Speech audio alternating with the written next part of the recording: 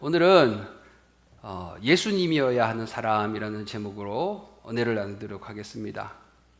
하나님이 천지를 창조하시고 마지막 날에 사람을 만드셨어요. 아담과 하와를 만드시고 모든 것을 누리되 동산 가운데에 있는 실과는 먹지 마라. 선악을 알게 하는 그 나무는 먹지 마라. 그러나 생명을 얻게 하는 생명수의 열매는 먹어도 된다고 말씀하셨습니다. 이것을 먹지 말라고 하시는 것은 하나님의 권위며 하나님과 우리 사람 사이에는 반드시 이런 서로 침범하지 못할 그 관계라는 것을 명시하시기 위해서 하나님이 선악과라는 것을 두셨습니다. 그걸 안 먹어도 우리는 너무나 잘 살 수 있고 그 말씀을 지킬 때 더 온전히 살 수 있는 거죠. 그런데 뱀이 와서 먹어라. 왜 먹는 거니? 먹어도 되는 거야. 하나님 같이 된다고 하나님 먹지 말라는데 너 그거 믿으면 너가 바본 거야. 먹어. 괜찮아. 처음에는 이 말이 들릴 때 귀를 막고 말도 안 된다는 소리를 질렀겠죠. 그러나 계속 듣다 보니까 이게 들어오는 거예요. 그래서 사람은 어디에서 내가 무엇을 듣는가가 그래서 너무 중요하다는 거예요. 옆에 누가 있는가가 너무나 중요하다는 거예요. 뱀이 계속 하나님은 아니라 그러는데 뱀은 된다고 하는 겁니다. 처음에는 너무나 터무니없는 말이라고 생각했는데 이제는 담스럽네. 지혜를 줄 것 같기도 하네. 와, 이거 먹을까? 그러더니 결국 먹어버립니다. 그리고 하나님의 말씀이 이제는 그들을 통하여 이 말씀이 찌그러지는 거죠. 그때 그들의 눈이 밝아졌다고 그랬어요. 옷을 입지 않아도 뭔가 하나님의 동산 안에 있으면 기쁘고 즐겁고 감사한 일이 많은데 세상이 줄 수 없는 것들로 그들은 만족하고 누릴 것을 누렸습니다. 그런데 이 선악과를 먹는 순간 그들의 눈이 밝아져서 무엇이 부끄럽고 무엇이 그들로 하여금 수치감을 느끼게 하는 건지를 알게 됐다는 사실입니다. 그래서 이들은 나뭇잎으로 자기의 부끄러운 부위를 가리며 나무 밑에 숨습니다. 여러분, 여기까지는 우리가 참 잘 알지 않습니까? 그리고 하나님이 찾아오셔서 그들에게 묻습니다. 뭘까요? 아담아, 내가 어디 있느냐? 전지전능하신 하나님이 이걸 모르실까요? 그런데 왜 물으시냐고요? 아담아, 네가 어디 있느냐? 아담이 가인과 아벨이라는 자녀를 놓고 이들이 번성하고 행복하고 화목하게 살기를 바랐지만 어느 날 가인이 아벨을 죽입니다. 그리고 하나님이 또 가인에게 묻습니다. 가인아, 내 아우 아벨은 어디 있느냐? 모르실까요, 하나님이? 저는 하나님은 아신다고 생각해요. 그런데 또 묻습니다. 왜일까요? 두 번째 기회를 주시기 위해서. Second chance. 네가 어디 있느냐? 아시는 거예요. 여러분과 우리가 가인처럼 아담처럼 하나님 앞에 먹지 말아야 되고 살인하지 말아야 되고 하나님의 말씀을 순종해야 되는데 그것을 이루지 못했을 때 아담에게 찾아오셔서 너 왜 그랬어? 너 벌 받아야 되겠구나. 말씀을 못 들었으니까. 순종을 안 했으니까. 가인에게 찾아오셔서 이런 나쁜 감히 네가 이런 말씀을 하지 않았습니다. 가인아, 내 아우 아벨은 어디 있느냐? 아담아 네가 어디 있느냐? 먼저 물으세요. 자기가 잘못한 것을 깨닫고 정직하게 하나님 앞에 나오기를 바라는, 그러면 하나님은 기꺼이 두 번째 기회를 주시고 그 죄를 깨닫고 주님 앞에 고백할 때 하나님은 또 다른 길을 여시고자 하셨던 거예요. 그런데 그렇게 대답 안 해요. 제가 아벨을 지키는 자입니까? 어떻게 이렇게 당돌할 수가 있죠? 아담은 이 여자 때문에 자기가 먹었대요. 사랑하는 여러분, 하나님은 여러분과 우리가 온전하게 살 수 없어요. 죄 가운데, 어려움 가운데 눌렸을 때 주의 음성이 들리십니까? 하나님의 말씀이 여러분에게 들어오십니까?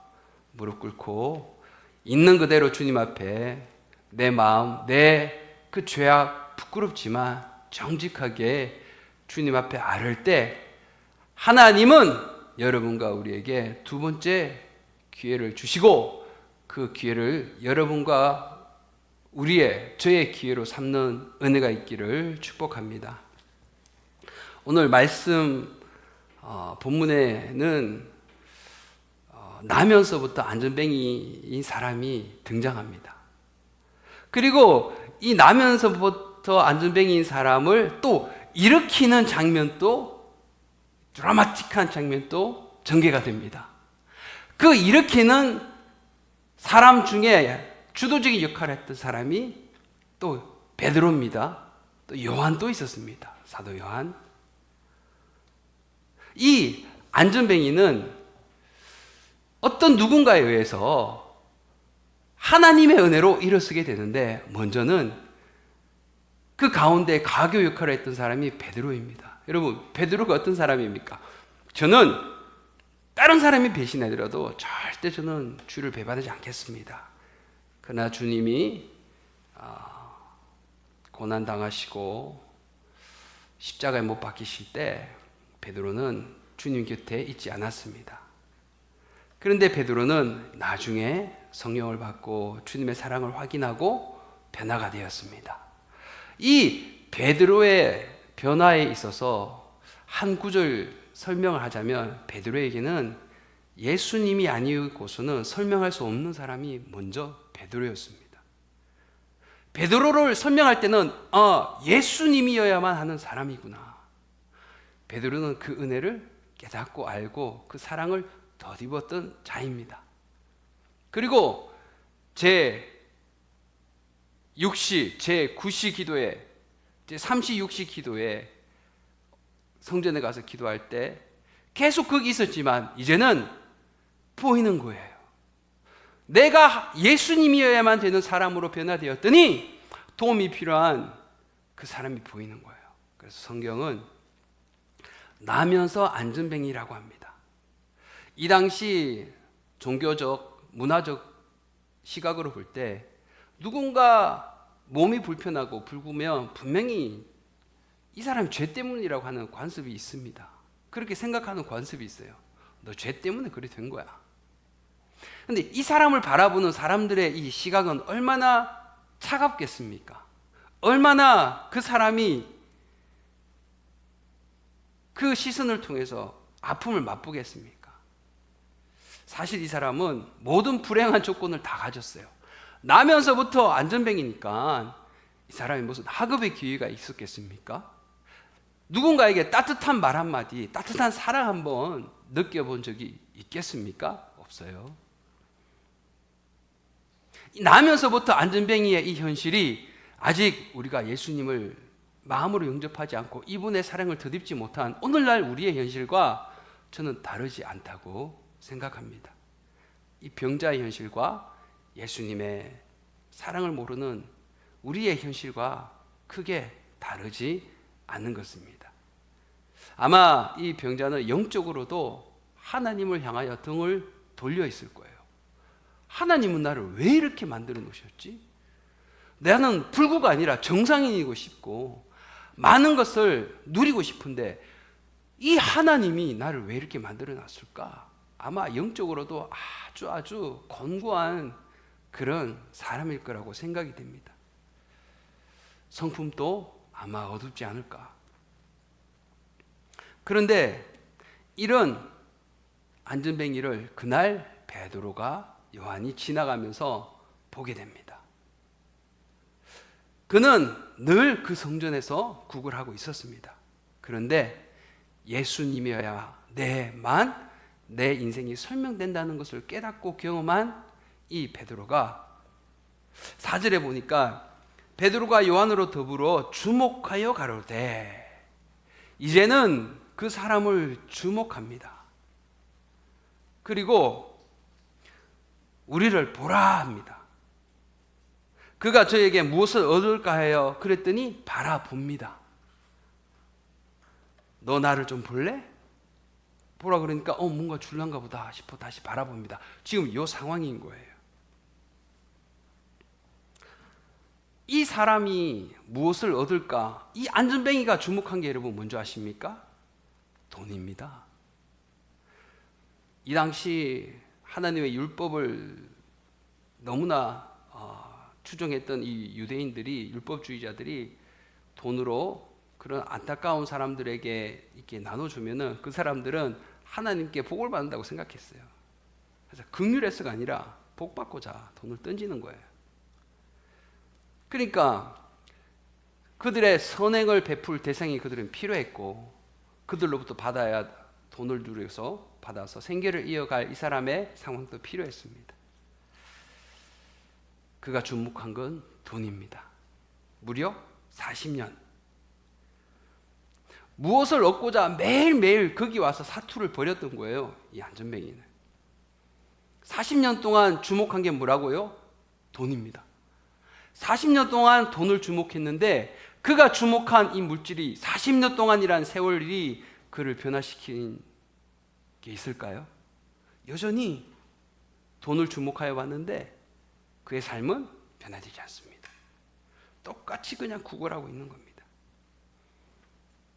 아무리 쳐다봐도 변화되지 않습니다. 여러분, 우리는 무엇을 주목하고 있을까요? 교회 나오지만, 신앙생활 하지만 우리는 무엇을 주목하고 있을까요? 하나님, 더 큰 돈이 필요합니다. 도와주세요. 하나님, 내가 더 높은 자리에 올라가야 되겠습니다. 도와주십시오. 이 안전뱅이와 내가 구하는 것들이 여러분 달라야 되는데, 주목하여 바라보거늘 이 안전뱅이가 바라보는 것이 돈입니다. 물질입니다. 그 꼭대기는 만몬입니다.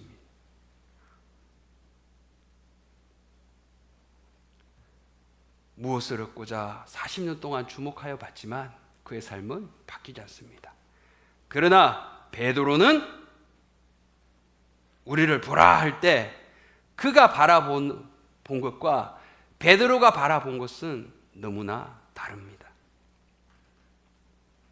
베드로는 우리를 보라. 그래서 이 문둥병자가 베드로를 보니 뭐라 그럽니까? 은과 금은 내게 없다. 네가 지금 바라고 있는 이 은과 금은 내게 없어. 그런데 내게 있는 게 있어. 은과 금이 아니라 내게 있는 것으로 내게 줄 테니 너는 받겠니? 하나님은 항상 은혜를 주실 때 억지가 아니에요. 은과 금은 내게 없는데 내게 있는 게 있어. 너 이거 받아볼래? 오늘 주님이 여러분이 묻습니다. 여러분과 저는 은과 금, 이 물질 세계에서는 은과 금이 없어서는 살아갈 수가 없어요. 나는 주님 앞에 나와 은과 금을 달라고 기도했는데 하늘 문이 열어지며 은과 금보다 더 중요한 예수 그리스도, 죄와 사망의 음부의 권세에서 우리를 건지시고 죽을 수 없는 그 숙명 가운데 죄의 종이 되어 살아갈 수 밖에 없는 우리에게 평안이 없고 두려움과 늘 눌려있던 우리 삶 가운데 나는 누군지 설명이 안 되는 이 상황 가운데 그저 세월을 쫓아 살아갔던 우리 가운데 주님이 오늘 찾아오십니다. 은과 금은 내게 없는데 내게 있는 것, 그것을 주겠다고 합니다. 사랑하는 여러분, 주님 앞에 신앙생활하고 주님의 말씀을 깨달을 때 오늘 이런 은과 금을 주목하는 것이 아니라 베드로가 가진 그것을 바라보는 영적인 눈이 띄어지시기를 예수 이름으로 축복합니다. 그러면서 베드로가 말씀을 이어가는데 이 문둥병자를 바라보는 이 베드로가 여러분 학자입니까? 철학자입니까? 권력자입니까? 정치가입니까? 많은 부를 영향력을 가진 자입니까? 아니에요. 너무나 평범한 인생이며 주류가 아니라 비주류의 사람입니다. 하나님은 일을 하실 때 그런 높은 많은 것을 가진 사람이 아니라 그 안에 예수 그리스도가 있는 자를 하나님은 들어서실 줄 믿습니다. 우리에게는 그게 있어야 돼요. 하나님, 나는 은과 금이 없어요. 근심하는 자 같으나 항상 기뻐하고, 가난한 자 같으나 많은 사람을 부유하게 하고, 아무것도 없는 자 같으나 모든 것을 가진 자로다. 아멘. 누구일까요? 예수님은 그 예수님이 이 사람의 삶 가운데 예수님이라는 단어가 빠지면 설명이 안 되는 사람, 바로 그 사람이 고린도후서 6장 10절 말씀, 근심하는 자 같으나 기뻐할 수밖에 없고 아무것도 없는데 모든 것을 가졌다 그랬습니다. 가난한 것 같은데요, 이 사람은 부유해요. 베드로입니다. 그 베드로처럼 이 말씀의 주인공이 여러분과 제가 되시기를 예수 이름으로 축복합니다. 내게 있다는 거예요. 나에게는 뭐가 있어요? 예수님은 아니고, 예수님이 아니면 설명이 될 수 없는 나의 존재, 나의 삶, 나의 영혼, 나의 앞길. 여러분, 이 사람이 가장 축복된 사람이 아닐까요? 저녁에 자려고 눈을 감아도 불면증에 시달리는 사람이 여러분 얼마나 많은 줄 아십니까? 나는 평안하고 싶은데 이 평안이 나에게 안 오는 거예요. 나는 기뻐하고 싶은데 이 기쁨이 나에게 안 오는 거예요. 여러분, 예수님밖에 없습니다. 예수 그리스도의 그 은혜를 우리가 전인격적으로 경험한다면 오늘 40년 동안 안전뱅이로 있던 이 자에게 기적이 일어났던 그 일이 여러분과 저의 기적이 되어질 줄 믿습니다.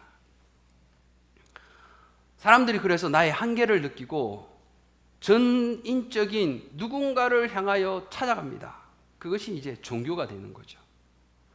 이방신의 종교는, 여러분, 이방신의 종교는 그 이방신이 사람들을 잡아먹어요. 암몬 족속이 섬겼던 이 몰렉 족속 같은 경우는 인신제사를 바쳤어요. 이방신들은 사람을 잡아먹어요.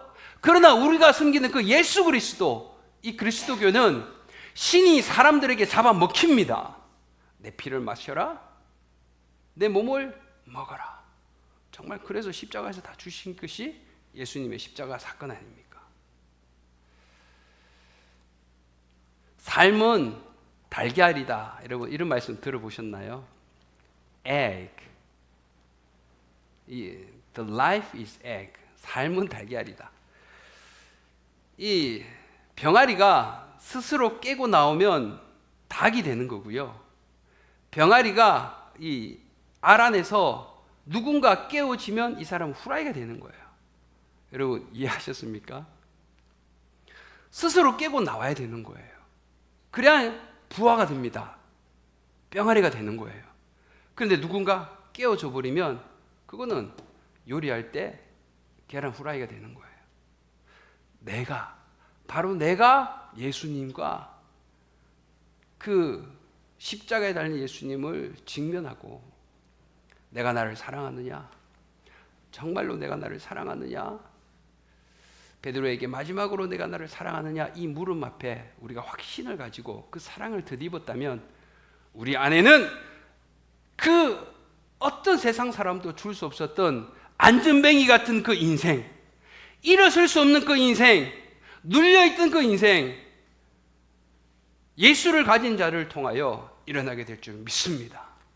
그 기적의 주인공, 세상이 말하는 가치의 기준이 아니라 비주류지만 그 안에 하나님, 저는 예수님이 아니면 설명할 수 없는 사람입니다 라는 믿음의 고백이 있는 그 사람을 통하여 불가능의 일을 오늘도 하나님은 이루어 가실 줄 믿습니다.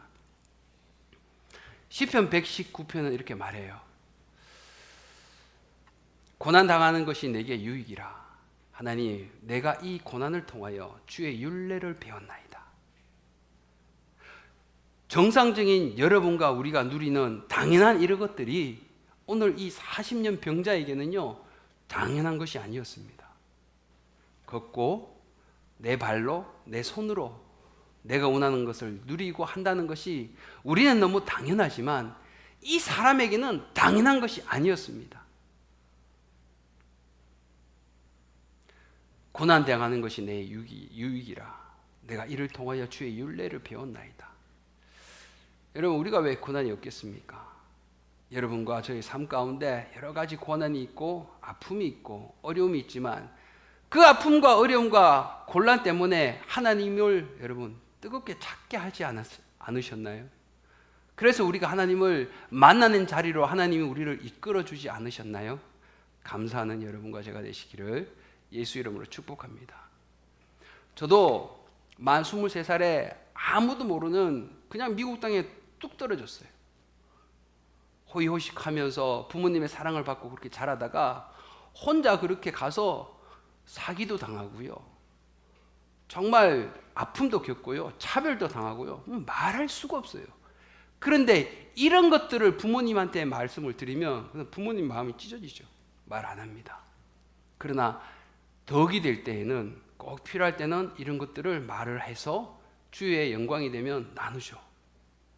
그런데 이런 것들을 통해서 제가 무엇을 깨달았냐면 이것을 통하여 하나님 앞에 무릎 꿇게 하셨구나.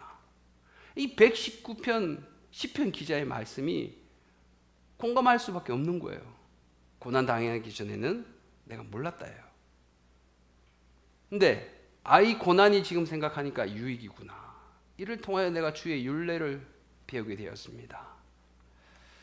사랑하는 여러분, 내게 있는 그것, 여러분에 있는 여러분 안에 그것이 있어야 되겠습니다. 그것이 바로 예수님 아니고는 내 자신을 설명해낼 수 없는 그 사람.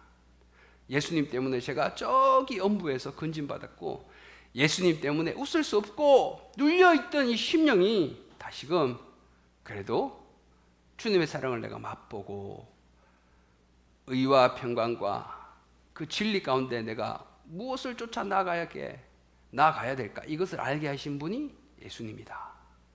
나는 무엇을 위해서 이제 살아가야 되나? 그의 나라와 그의 의를 구하라는 마태복음의 그 말씀을 이제는 조금씩 알아갈 수 있습니다. 그의 나라와 그의 의가 무엇일까? 예수님이 나의 인생을 통하여 지금 이런 직장과 이런 공부를 하게 하신 하나님의 뜻이 무엇일까? 고민하며 그렇구나.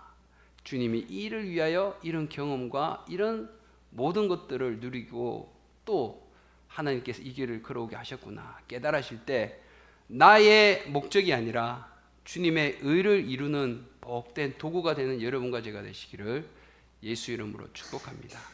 그래서 누가 여러분과 우리에게 묻습니다. 어떻게 지금까지 이렇게 당신은 누구입니까? 물었을 때 저는요, 예수님 빼면은 설명이 안 되는 사람입니다. 바로 그 사람이 예수님이어야 하는 사람입니다.